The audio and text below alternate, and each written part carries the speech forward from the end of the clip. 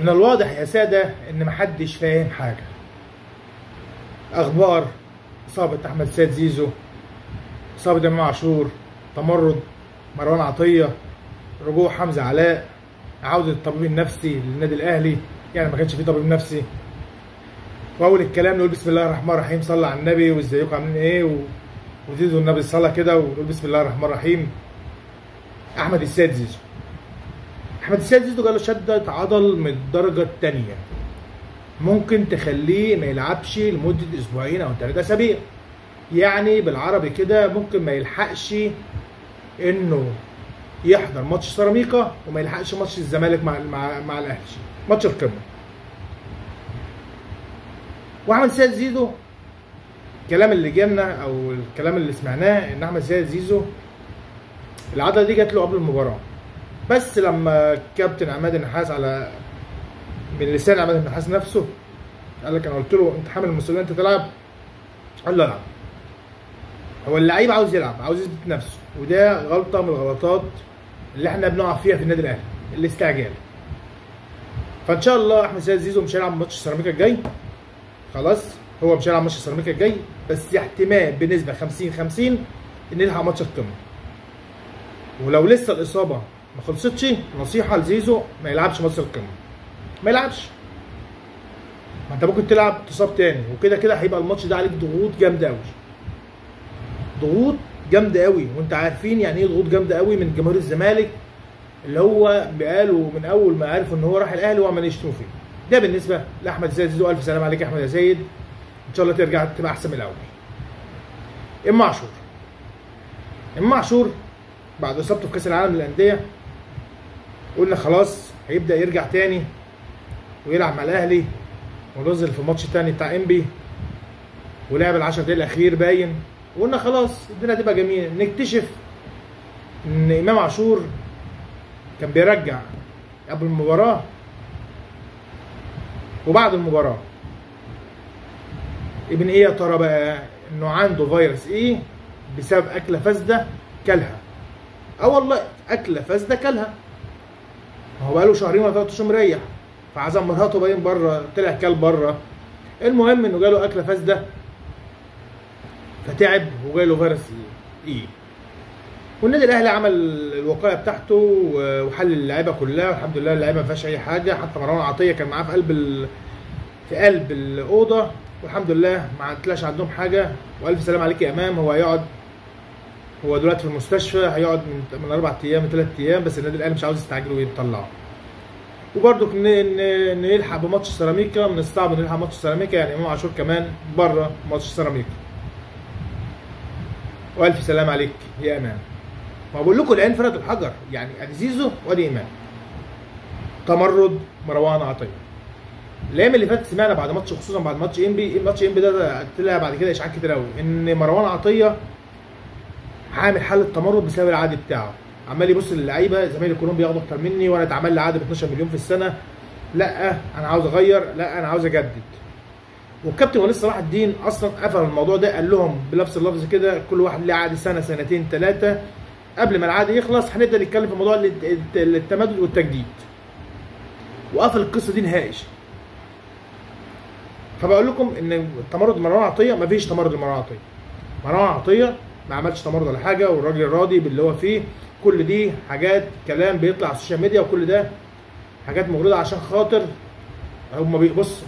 هو النادي الاهلي بيتلعب عليه نفسيا دلوقتي، الاهلي بيتلعب عليه نفسيا بكل الطرق.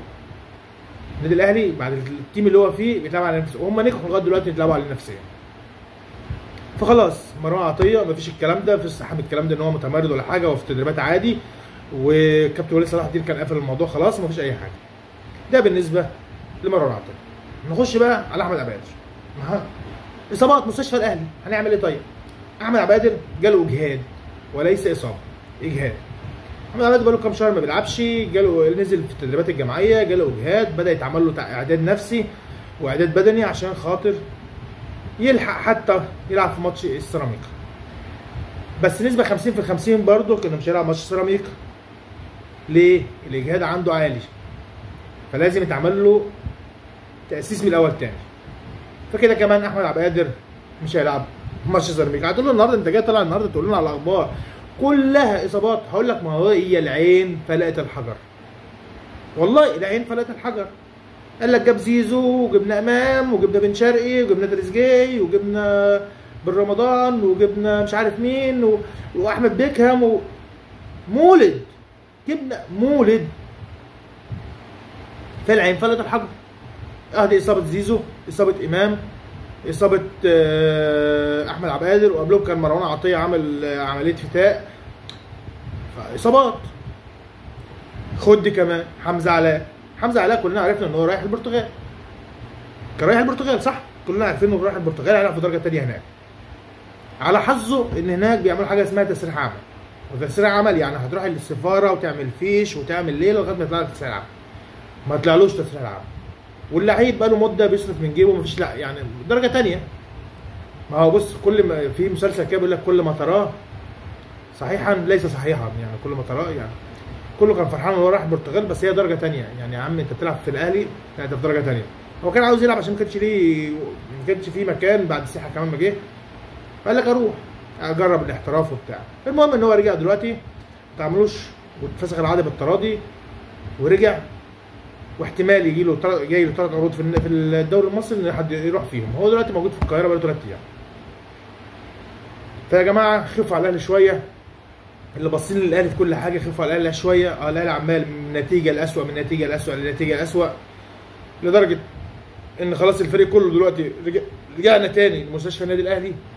لو كنا نسينا مستشفى النادي الاهلي فحرام يا جماعه. عاوزين نسيب لكم الدوري السنه دي، هنسيبه لكم، هنسيبه لكم. بالنسبه بقى قبل ما انسى موضوع المدرب، اي كلام بيتقال في موضوع المدربات، في موضوع المدرب، او اي كلام بيقول لك ده هنجيب فلان او نجيب علان، محدش يعرف حاجه. حتى كلمه ان حسام البدري ممكن يجي لتدريب الاهلي بعد التسريع اللي قاله مش عارف ايه، مفيش الكلام ده، مفيش حد جاي النادي الاهلي لسه لغايه وقتنا هذا. لسه بيدوروا عاوزين مدرب. كان المفروض اصلا من قبل كاس العالم للانديه كان المفروض كانوا قعدوا يدوروا على مدرب خبره، مدرب ياخد السكواد ده ويطلع في حته ثانيه. فالاهلي تقلان وبيدور وبيسال وعمال يجيب حالات من ده على ده على ده على ده، ويشوف ده ويشوف ده ويشوف ده ويشوف ده، وعمالين يعرضوا عليه الوكلاء، عمالين يعرضوا عليه مدرب فلان ومدرب علان ومدرب تلتان. الوكيل اصلا اهميته انه ياخد فلوسه، نسبته اللي هتطلع من الوكيل. فلغايه وقتنا هذا اي ترشيح من اي مدرب، كلها ترشيحات، مفيش مدرب لسه، مفيش حد الاهلي ما بيتكلمش مع حد، عشان برضو نخلص من النقطه ديت ونخلص من الكلام ده. تمام. دي كانت شويه اخبار قلت اطلع عليكم النهارده، معلش اعذروني، ممكن عشان الاخبار قليله بس معلش. واقول لكم يا رب الحلقه تكون عجبتكم، يا رب الاخبار تكون عجبتكم، وما تنسيش لاخوك باللايك والتعليق، هيبسطني والله. اللايك اللي انت هتعمله هيبسطني، التعليق اللي انت هتكتبه هيبسطني، سلبي اجابه هيبسطني. ويا مسهل، واقول لكم سلام.